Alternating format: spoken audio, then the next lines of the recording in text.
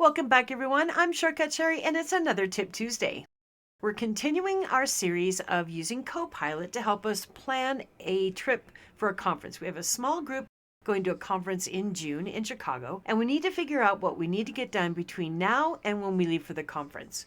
We have some meeting notes that were taken from a meeting on May 5th. Now I need to figure out what the action items are that we need to complete so that we can be prepared for the trip. Let's use Copilot for that. I'm going to paste in a prompt.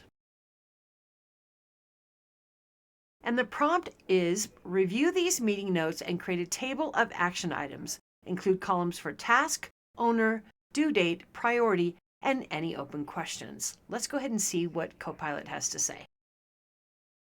It looks like Copilot is finished. It took this long list of stuff from our meeting notes, just scrolling through here.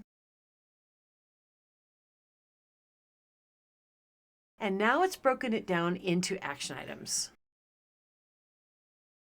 Check this out. We have an action items table and who is responsible for it, what the due date is, the priority, and any open questions. Now the formatting's a little weird. I can fix that. But how cool is this? We have a very clear list of what we need to get done. What if we ask it to kind of group it by what needs to get done this week, next week, and after? Let's expand the prompt.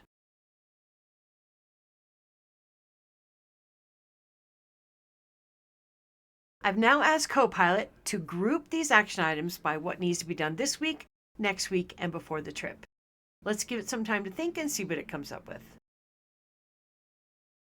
And Copilot has now taken that information and given us a list of what needs to be done this week, next week, and before the trip.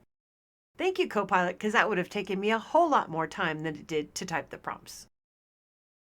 That's my tip for this week. I hope you found it helpful. I'll be back next week with another great tip. In the meantime, check out these great events that we have coming up.